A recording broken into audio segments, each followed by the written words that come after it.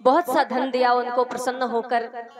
लेकिन गर्गाचार्य जी अपने मन में सोचते हैं कि जिसको गोविंद नाम का धन मिल गया उसे अब क्या जरूरत है किसी धन की।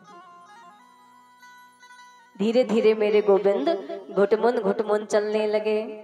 और आज नंद बाबा जैसे ही स्नान करके आते हैं तो अपने मंदिर में पूजा के लिए प्रवेश किया, तो पीछे पीछे मेरे लाला भी चले गए घुटमुन घुटमुन और मंदिर की सीढ़ियों पे जाके बैठ गए। अब जैसे ही नंद बाबा ने देखा, बोले अरे लाला दूर हटो यहाँ से। अरे बेटा बिना स्नान किए मंदिर में नहीं आते, जाओ यहाँ से।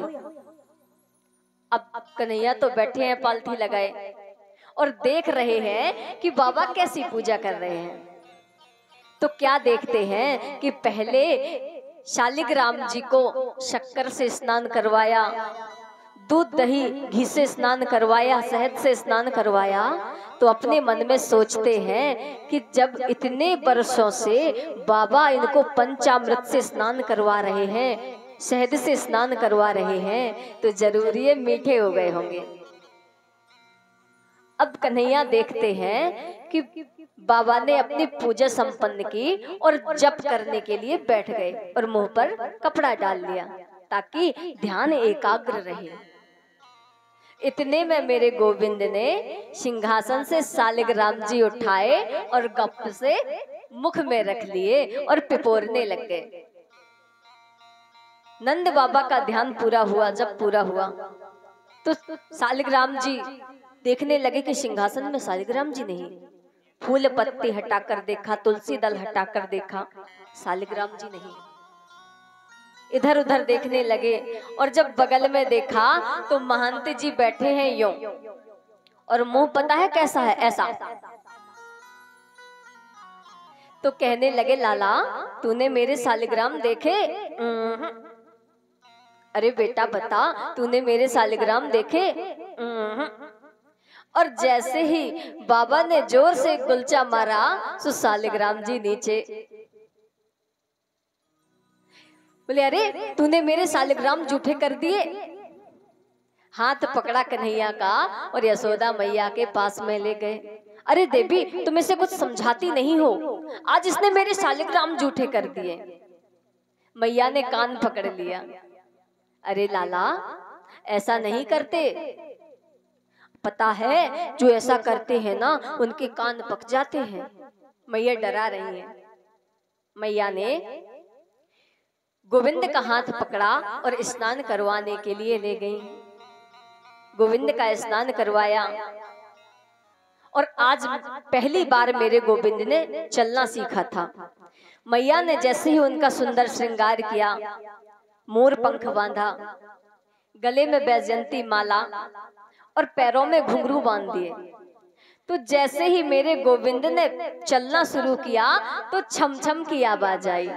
और जैसे ही छम छम की आवाज आई तो कन्हैया ताली बजा के नाचने लगे और मैया यशोदा भी ताली बजाने लगी। और इतने में एक गोपी आ गई और उसने कन्हैया को नृत्य करते हुए देख लिया। और जैसे ही उसने कन्हैया को नृत्य करते हुए देखा, अपनी सुध-बुध भूल गई, दौड़ी दौड़ी गई और एक वृक्ष के नीचे जाके बैठ गई। तभी किसी ने पूछा अरे बाबरी तुझे क्या हो गया, क्यों अपनी ऐसी सुध-बुध गवाए बैठी है? तो कहने लगी क्या बताऊं, क्यों? श्री सुखदेव जी महाराज की वाणी में श्रवण करते हैं। श्रुणु सखी कौतुक मेकम नंद निकेतांगणे मया दृष्टम गोधूलि धूसरितांगः नृत्यति वेदांत सिद्धांत। कहने लगी अरे सखी क्या बताऊं, आज एक विचित्र दृश्य देखा। क्या कि गाय की धूल से धूसरित अंग वाला वेदांत प्रतिपाद्य परब्रह्म आज यशोदा मैया के आंगन में नृत्य कर रहा था। इस बात को सुनकर गोपियां गदगद हो गईं, उनके नेत्र सजल हो गए। सोचने लगी कि हम भी कैसे भी करके कन्हैया का दर्शन करें। लेकिन ऐसा क्या करें कि अपनी इन आंखों से गोविंद का दीदार करें। योजना बनाने लगी।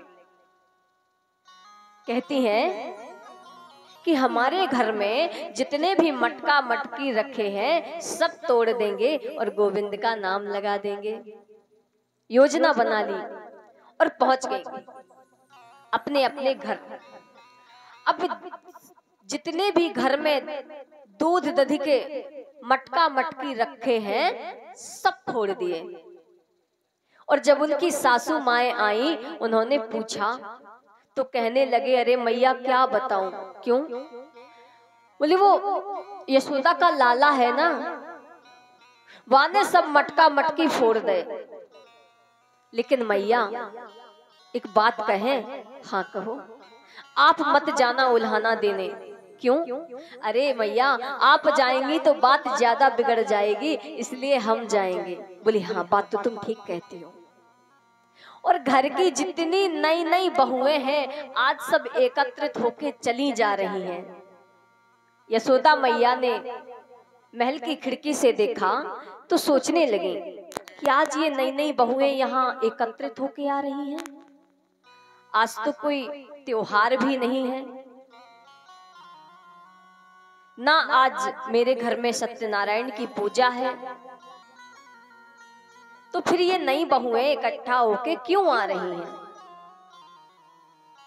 आवाज लगाने लगी, मैया ओ यशोदा मैया। मैया बोली हाँ क्या है? अरे आपके लाला कहाँ गए? मैया बोली क्यों? वो तो अंदर सो रहा है।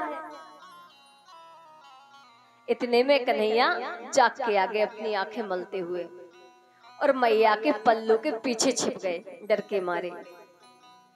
श्री सुखदेव जी राजा परीक्षित से कहते हैं, राजन सावधान, देखो आज परब्रह्म परमात्मा कैसी लीला कर रहे हैं कि गोपियों से डरने की लीला कर रहे हैं और माता यशोदा के पल्लू में छिप रहे हैं। मैया ने कहा क्या हुआ? बोली अरे ये पूछो कि क्या नहीं हुआ। क्यों? आपके लाला की शिकायत लाए हैं। मेरे लाला की शिकायत? हाँ। अब देखो एक एक करके गोपी शिकायत कर रही है। कैसे? एक गोपी कह रही है कि मैया आपको क्या बताएं।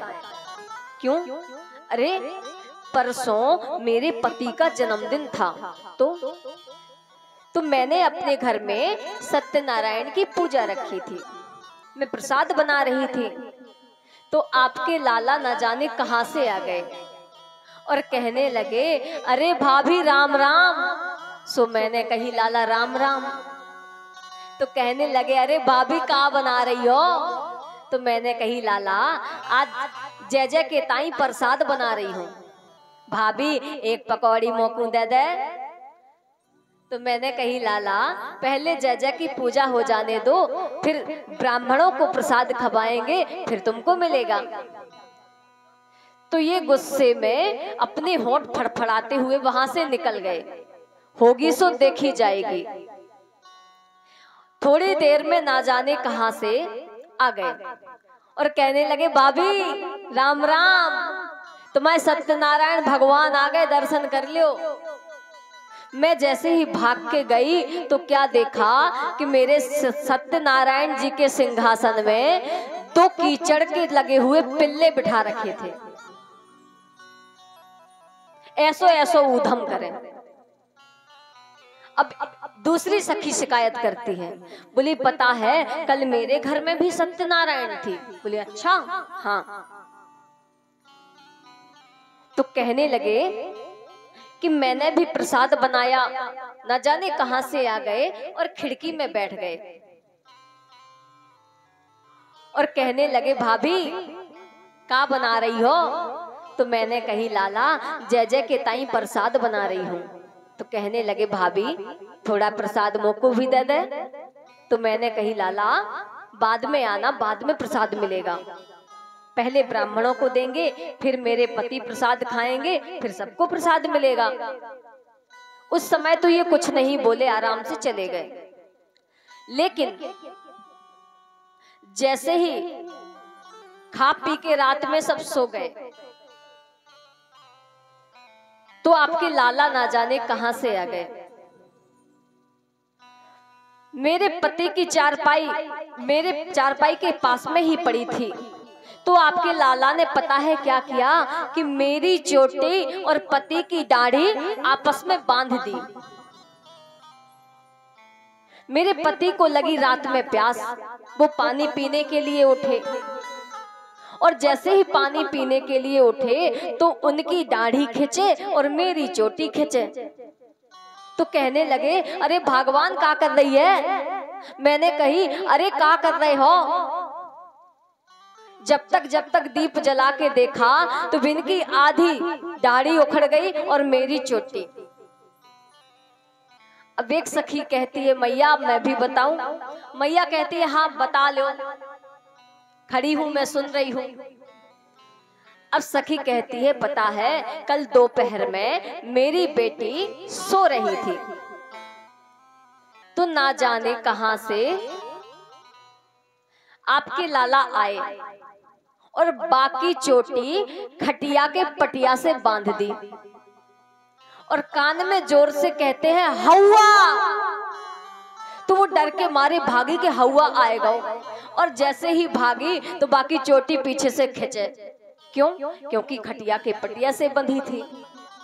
और जैसे ही चोटी पीछे से खिंची तो बाको लगी कि सच में हौवा आएगा। चिल्लाने लगी, अरे माँ हौवा आएगा, हौवा आएगा। और जैसे ही मैंने जाके देखा तो बाकी चोटी खटिया के पटिया से बंधी थी। तो एक एक गोपी शिकायत करती जा रही है, और लखा के शब्दों में सुनेंगे कि कैसे गोपियां शिकायत करती हैं। अरे मैया कन्हैया की। Hello hello hello hello hello hello hello hello Hariom hello hello hello.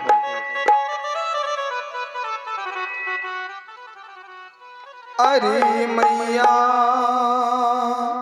Kanhaiya की शरारत क्या कहूँ, नटखट की गगरिया हाँ मटकिया फोड़ दी मेरी, हाँ गगरिया फोड़ दी मेरी। अरे मैया कन्हैया की शरारत क्या कहूँ, नटखट की गगरिया फोड़ दी मेरी, हाँ मटकिया तोड़ दी मेरी। के आकर चोरी से चुपके से, के आकर पास वो चुपके से, तेरे कान्हा तेरे चलिया ने मटकिया फोड़ दी मेरी, हाँ गगरिया तोड़ दी मेरी।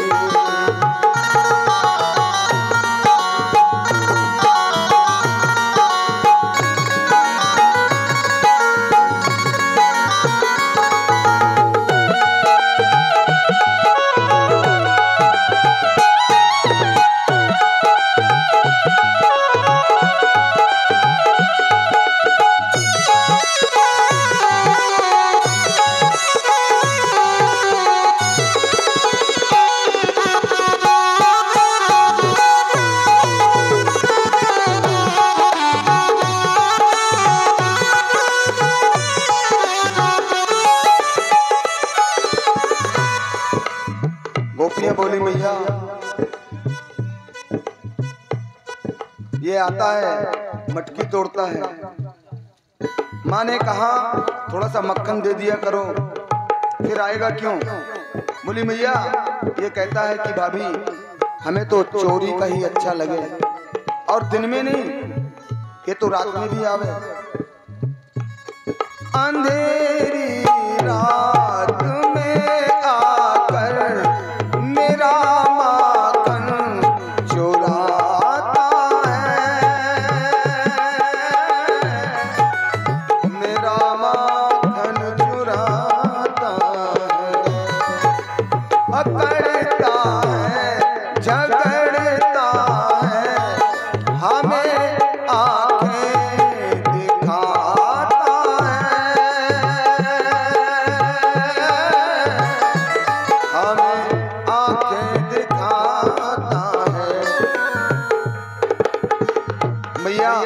ये अकड़े झगड़ा करे, हमको आंखें दिखावे। मैया ने कहा अच्छा इतना बड़ा हो गया? अरे बोले इतना नहीं, और भी सुनो। चुनरिया खींच कर मेरी, हाँ चुनरिया खींच कर मेरी, वो मारा हाथ घूंघट पट पे, वो मारा हाथ घूंघट पट पे, नथनिया नथनिया तोड़ दी मेरी, हाँ नथनिया तोड़ दी मेरी, हाँ गगरिया फोड़ दी मेरी।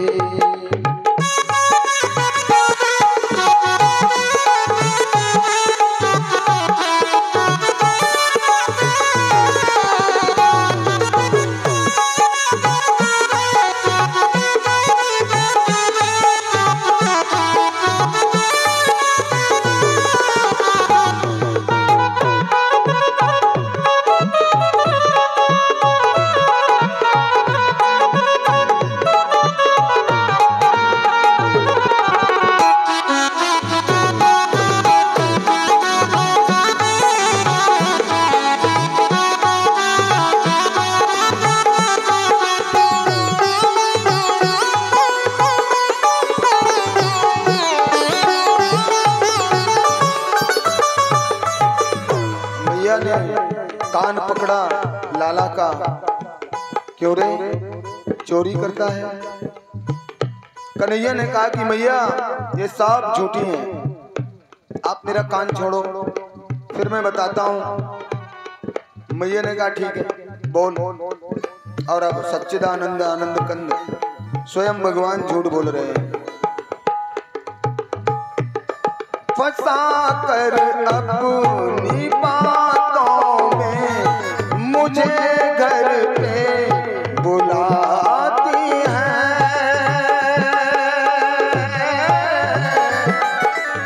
मुझे घर पे बुलाती है।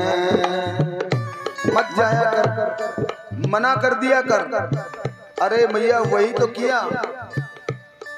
अगर इनकार करूं मैया शिकायत लेके आती है,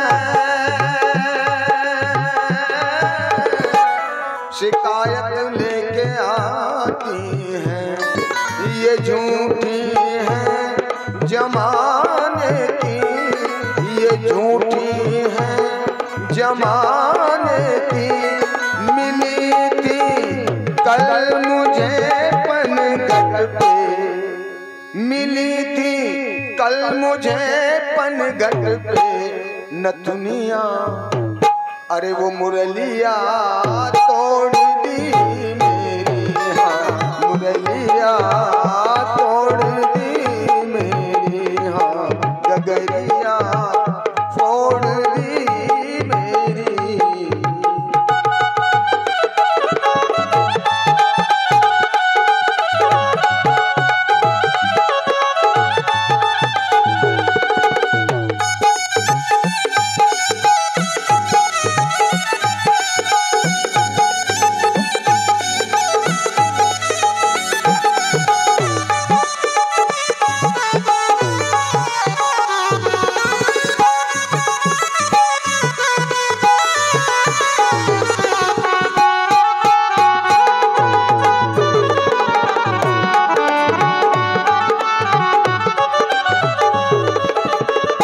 और मैया तो अपने लाला को बहुत प्यार करे।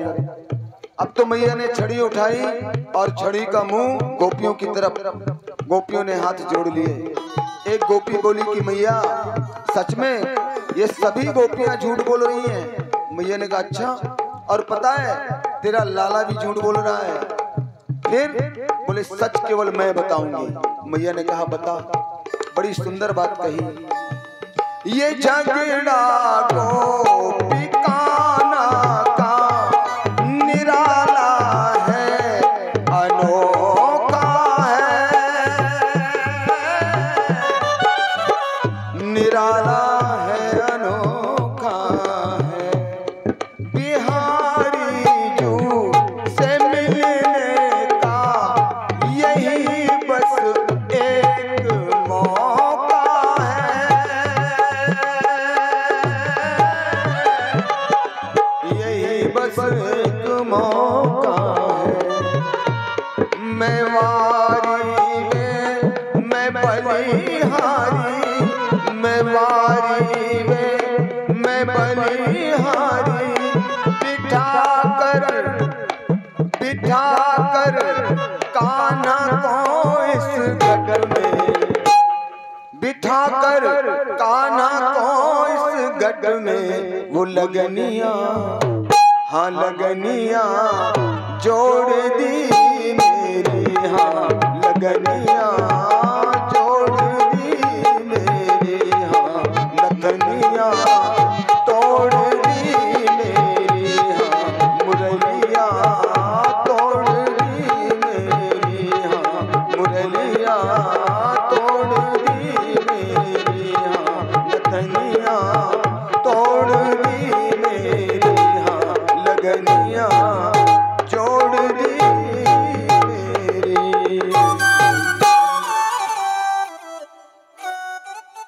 बोलिए राधा रानी सरकार की जय। जब गोपियां उलाहना दे रही थीं, तो यशोदा मैया गुस्से में कन्हैया की तरफ देखती हैं, तो कन्हैया डर के मारे थर-थर कांपने लगे और कहते हैं, मैया मैं तेरी सौगंध खाए के कह रहे हूँ, मैं तो ये भी ना जानूं कि इनका घर कौन सी गली में है। और कहने लगे, इनको पतियारो करें, इनको पतियारो करें, मैं तस्कर ये साह और चोर नाम मेरो धर्यो, मेरो होन न देंगी ब्याह। मैया ये सब झूठी हैं, मुझे बदनाम कर रही हैं ताकि मेरा ब्याह न हो। मैया कहती हैं, अच्छा? बोले हाँ, जबरदस्ती मुझे पकड़ के मेरे मुंह पे माखन लगा देती हैं और मुझे चोर चोर कह के मुझे बदनाम करती हैं। श्री सुखदेव जी महाराज राजा परीक्षित से कहते हैं, राजन मेरे गोविंद छोटी से छोटी और बड़ी से बड़ी लीला भी करते हैं तो एक नादान बालक की तरह करते हैं। और आज मेरे गोविंद ने ब्रह्मांड घाट पर खेलते खेलते मिट्टी खा ली। ये मिट्टी का मकान बनाकर खेल रहे थे और मिट्टी उठाई और गप से खा ली। अभी मेरे गोविंद की उम्र है 3.5 साल, और जब कन्हैया ने मिट्टी खाई तो जो कन्हैया के नन्हे नन्हे बाल सखा थे, उन्होंने आके मैया से शिकायत कर दी, मैया तेरे लाला ने मिट्टी खाई। मैया बोली, अच्छा क्यों रे कन्हैया, तूने मिट्टी खाई? कन्हैया बोले, ना मैया मैंने नहीं खाई। मैया बोली, मैं तो बलराम से पूछूंगी, बलराम तू सच सच बता, क्या कन्हैया ने मिट्टी खाई? अब मेरे गोविंद बलराम भैया के पास में जाके कहते हैं कान में, भैया अगर आज आपने मेरी शिकायत की कि कन्हैया ने मिट्टी खाई तो मैं भी आपकी शिकायत कर दूंगा। कैसी? कि भैया भांग का गोला खाते हैं, फिर मेरी पिटाई होए ना होए लेकिन आपकी सो हो जाएगी। अब बलराम भैया कहते हैं, मैया देख मैंने तो देखो ना है कि आने मिट्टी खाई, और आगे पीछे कबू खाई हो तो मुझे पता ना है। मैया कहती है कि अब मैं किसी की नहीं मानूंगी, कन्हैया तू अपना मुख खोल, मैं खुद देख लूंगी तूने मिट्टी खाई कि नहीं खाई, थोड़ी बहुत तो लगी होगी। और ये क्या, जैसे ही कन्हैया ने अपने छोटे से मुखार बिंद को खोला तो मैया क्या देखती हैं कि जितने भी लोक हैं, पृथ्वी लोक, आकाश लोक, पाताल लोक, वो सब कन्हैया के मुख में दिखाई देते हैं। सूर्य, चंद्रमा, तारे और ब्रजमंडल पूरा कन्हैया के मुख में दिखाई देता है। और स्वयं यशोदा मैया जो कन्हैया के आगे छड़ी लिए खड़ी है, सो यशोदा मैया भी कन्हैया के मुख में दिखाई देती हैं। और जैसे ही मैया ने ये दृश्य देखा, मैया को मूर्छा आ गई। अब कन्हैया अपने मन में सोचते हैं कि अगर मैया को समझ में आ गया तो मैया मुझे अलमारी में बिठा देगी, फिर ये दूध दही माखन थोड़ी खाने को मिलेगा। क्यों? क्योंकि भगवान की पूजा कैसे करते हैं सभी जानते हैं। 2 अगरबत्ती सुबह सुंघा दी, 2 अगरबत्ती शाम को सुंघा दी, ले हो गई पूजा। और 4 चिनौरी खिला दिया। हम भले ही 56 भोग लगाएं, लेकिन भगवान को 4 चिनौरी रख देंगे कि लो भगवान खा लो। तो कन्हैया अपने मन में सोचते हैं कि अगर मैया ने मुझे भगवान मान लिया तब तो हो गया मेरा कल्याण। मैया की मूर्छा दूर हुई, कहने लगी लाला मैंने तेरे मुख में कछु देखियो। मैया क्या देखा आपने? और पुनः अपना मुख खोल के दिखाते हैं और माया को आदेश कर दिया कि जो कुछ भी अभी मैया ने देखा है उनको विस्मृति हो जाए। मेरे लाला सुंदर सुंदर लीलाएं करते हैं ब्रज में, लेकिन ये तो ब्रजवासियों का प्रेम है जो कन्हैया को बांध रखा है। और जैसा ब्रजवासी कन्हैया से प्रेम करते हैं ना, ऐसा अगर हम करने लग जाएं तो हमारा उद्धार हो जाए। और जब ये प्रेम अनंत हो जाएगा ना, तो हमारे शरीर में जितने रोम हैं, ये रोम रोम भी हमारे संत हो जाएंगे।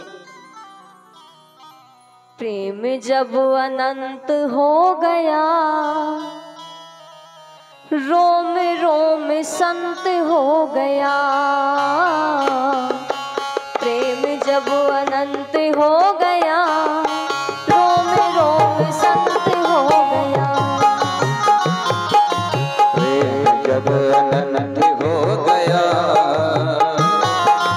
रोम रोम संत हो गया। प्रेम जब अनंत हो गया, संत हो गया। देवालय बन गया बदन हो, देवालय बन गया बदन, संत तो महंत हो गया। जब अनंत हो गया, रोम रोम संत हो गया। जब अनंत हो गया, रोम रोम संत हो गया।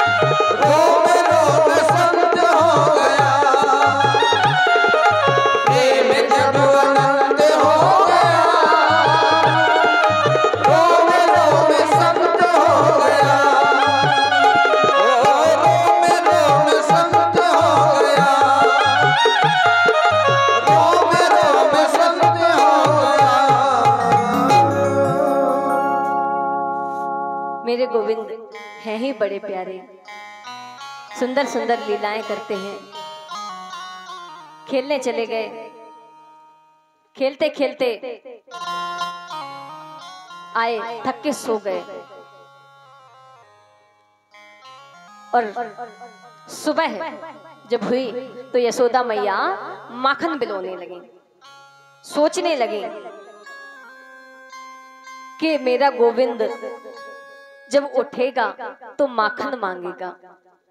भक्ति 3 प्रकार की बताई गई हैं, मनसा, वाचा और कर्मणा। मनसा अपने मन में चिंतन कर रही हैं कि मेरा गोविंद कैसी कैसी लीलाएं करता है। वाचा वाणी से गोविंद नाम का कीर्तन कर रही हैं और कर्मणा हाथों से दही बिलो रही हैं। और इतने में मेरा गोविंद आ गया। लेकिन जैसे ही उनकी आंख खुली, यशोदा मैया कन्हैया को रात्रि में उनकी आंखों में काजल लगा देती हैं। सो जैसे ही सो के जगे तो अपनी दोनों आंखें मसलने लगे। सो जगन्नाथ भगवान की तरह गोल गोल आंखें हो गई। उठ के आए, मैया मुझे बहुत भूख लगी है। तो मैया ने कहा, बेटा अभी तो माखन निकला नहीं है, रात का माखन रखा है, सो बूरा मिला के खा लो ना। मैं तो अभी खाऊंगा और ताजा माखन खाऊंगा। मैया बोली, अरे दारी के, जब ताजा माखन निकला नहीं तो मैं कहां से दे दूं। तो रई पकड़ के खड़े हो गए। बोले, ओ बुढ़ी, माखन देगी कि नहीं देगी।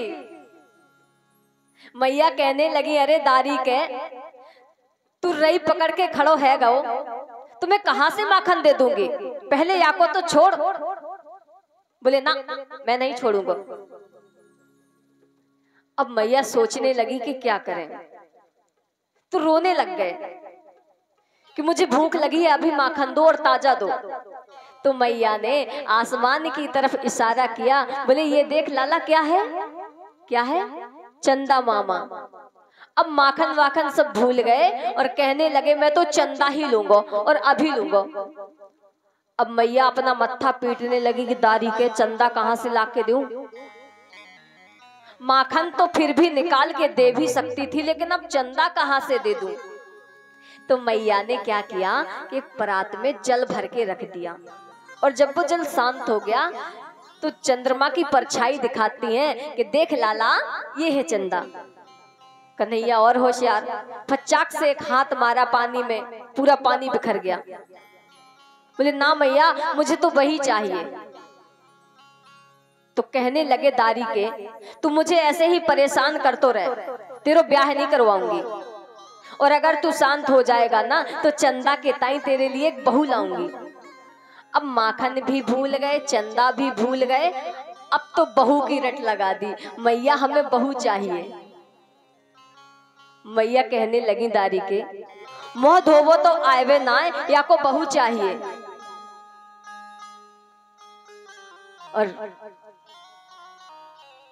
देखिए कन्हैया कैसे बहू के लिए जिद करते हैं और बताते हैं कि हमें किससे विवाह करना है, क्योंकि कन्हैया ने लड़की भी देख ली।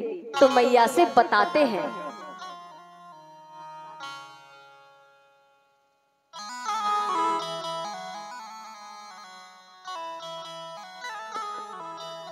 राधिका गोरी से,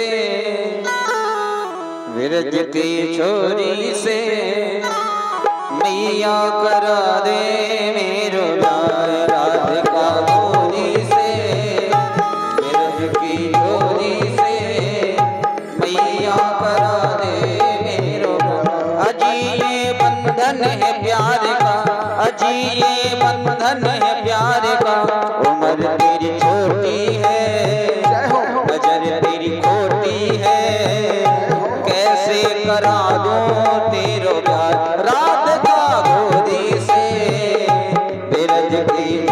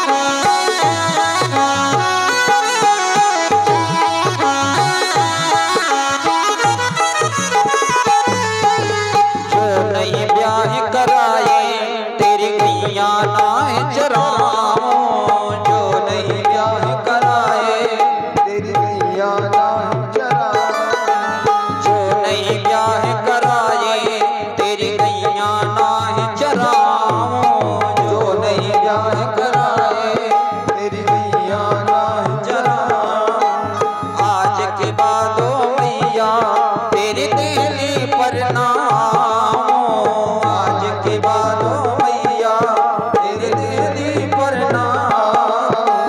आएगा रे मजा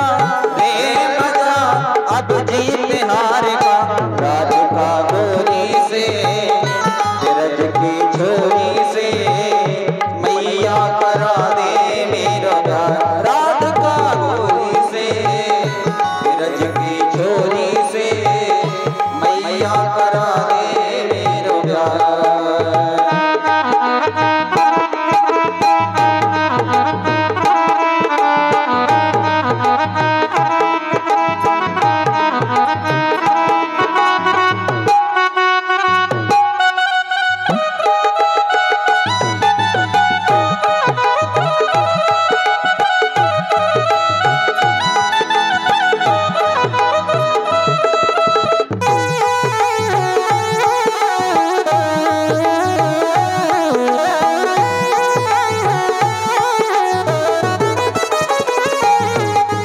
चंदन की चौकी पे मैया तुझको बैठाऊं, चंदन की चौकी पे मैया तुझको बैठाऊं। अपनी राधा से मैं माँ चरण तेरे दबवाऊं, अपनी राधा से मैं माँ चरण तेरे दबवाऊं। भोजन में बनवाऊंगा 56 प्रकार के, रात का गोरी से बिरज की छोरी से मैया करा दे मेरो प्यार। रात का गोरी से बिरज की छोरी से मैया करा दे मेरो प्यार। छोटी सी दुल्हनिया जब अंगना में डोलेगी, छोटी सी दुल्हनिया जब अंगना में डोलेगी, तेरे सामने मैया वो घूंघट ना खोलेगी, तेरे सामने मैया वो घूंघट ना खोलेगी। दावों से जा कहो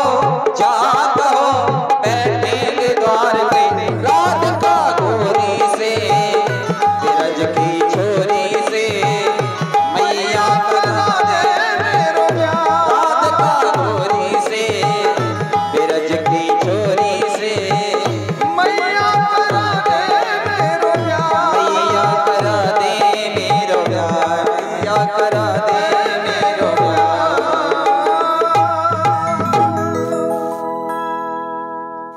बोलिए राधा माधव सरकार की।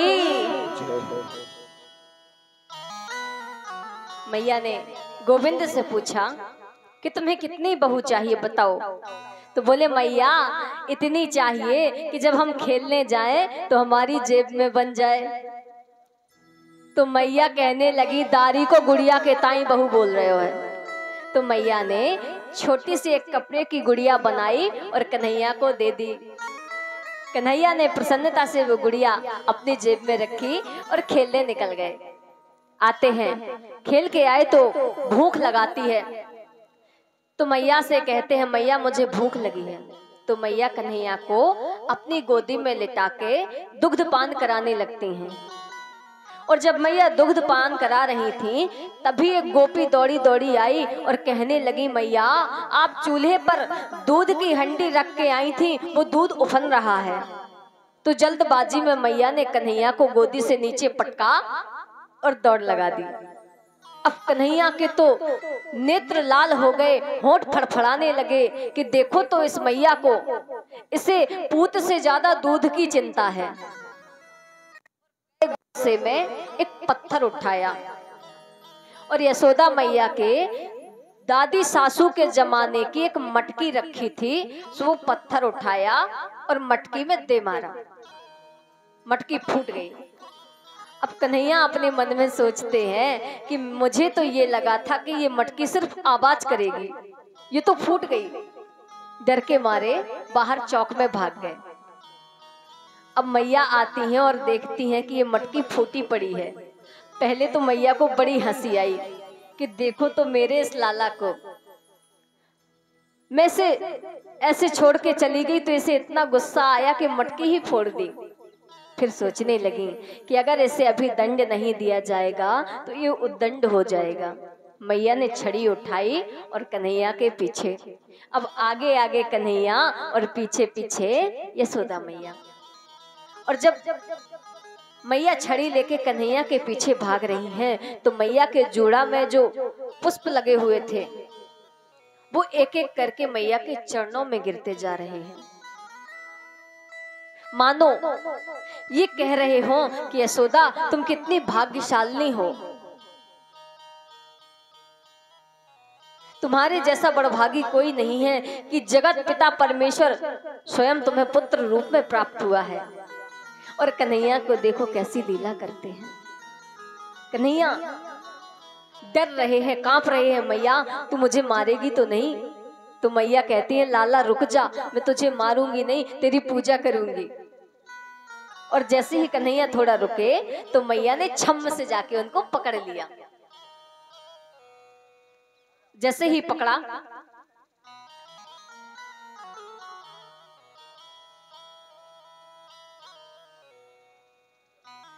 जैसे ही गोविंद को पकड़ा तो मैया ने कहा बहुत शैतानी करने लगे हो तुम, और मैया ने उखल से बांध दिया और मैया अंदर चलेंगे। मेरे गोविंद घुटमुन घुटमुन चल के उनके वहीं आंगन में दो वृक्ष लगे थे यमलार्जुन के, उनके बीच में से निकले तो दोनों वृक्ष गिर गए, धड़ाम की आवाज आई, ब्रजवासी दौड़े दौड़े आए, मैया आई। उनमें से दो दिव्य पुरुष प्रकट हो गए, हाथ जोड़ लिए कन्हैया के आगे कि हम श्रापित थे, श्राप के कारण वृक्ष बन गए थे। उनका नाम यमल और अर्जुन था, कुबेर जी के पुत्र थे जो नारद जी के श्राप के कारण वृक्ष हो गए थे। भगवान को प्रणाम करके अंतर ध्यान हो गए। इधर सभी ब्रजवासियों ने सोच लिया कि अब हम यहाँ नहीं रहेंगे जहाँ हमारे कन्हैया के ऊपर इतने संकट आए, और सभी ने अपनी तैयारी बना ली और वृंदावन के लिए चलने लगे।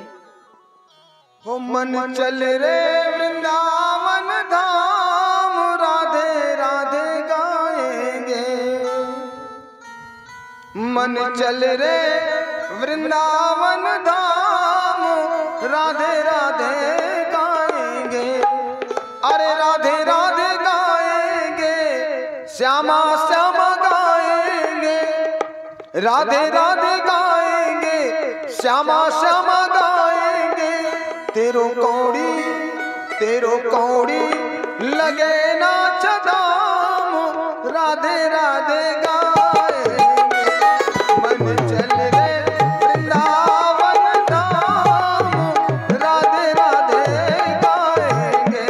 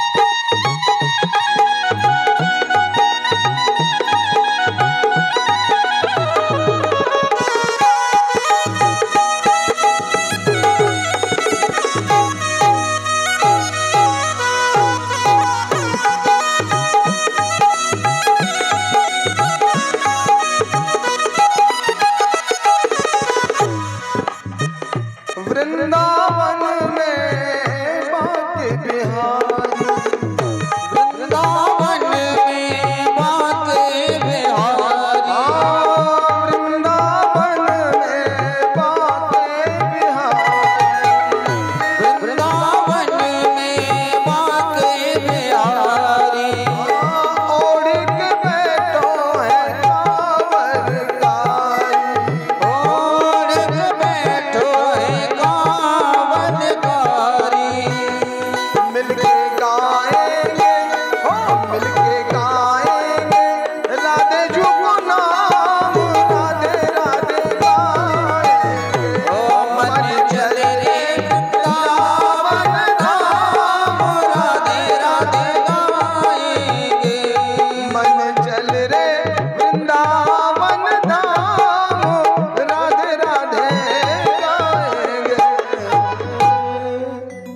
बोलिए राधा रानी सरकार की जय हो। मेरे गोविंद वृंदावन पहुंच गए, लेकिन कंस राक्षसों को भेजता जाता है और मेरे गोविंद उनका उद्धार करते जाते हैं। वत्सासुर, बकासुर, अघासुर, न जाने कितने राक्षसों को भेजा है कंस ने, और एक एक करके मेरे गोविंद ने सबका उद्धार कर दिया। और आज मेरे गोविंद गौएं चरा के लौट रहे थे, घर आए सोचने लगे कि कालीदह में कालिया नाग का प्रकोप है, न जाने कितने जीव जंतु मृत्यु को प्राप्त हो जाते हैं, कैसे भी करके कालिया नाग को वहां से हटाना है। और मेरे गोविंद ने कालीदह से कालिया नाग को भी हटाया है और रमणक द्वीप में कालिया नाग को भेज दिया। गांव में दावानल का प्रकोप हो गया, मेरे गोविंद ने दावानल का भी पान किया। ऐसे मेरे गोविंद अपने भक्तों की रक्षा करते हैं, कितनी सुंदर सुंदर लीलाएं करते हैं, चीर हरण की लीला की और गोपियों को अस्वस्थ किया। आज मेरे गोविंद गौएं चरा के आए हैं, देखते हैं घर में तरह तरह के व्यंजन बन रहे हैं। मैया यशोदा 56 भोग बना रही हैं, बड़ी तैयारियां हो रही हैं, जैसे कोई बहुत बड़ा उत्सव होने वाला है। तो कहने लगे मैया थोड़ा सा प्रसाद मोकू दे दे। मैया बोली लाला दूर जाओ दूर, जय जय के ताई प्रसाद बन रहे हो है, पहले पूजा होएगी फिर प्रसाद मिलेगा। तो कन्हैया रोके नंद बाबा के पास में आ गए, बाबा देखो ना मैया कितने सारे व्यंजन बना रही हैं लेकिन मुझे नहीं दिया। तो नंद बाबा कहने लगे बेटा आज हमारे यहाँ जय जय की पूजा है, पहले पूजा हो जाएगी फिर प्रसाद पा लेना। कन्हैया अपने मन में सोचते हैं कि हमसे बड़ो जय जय कौन सो आ गए हो। तो कहते हैं बाबा किसकी पूजा होनी है।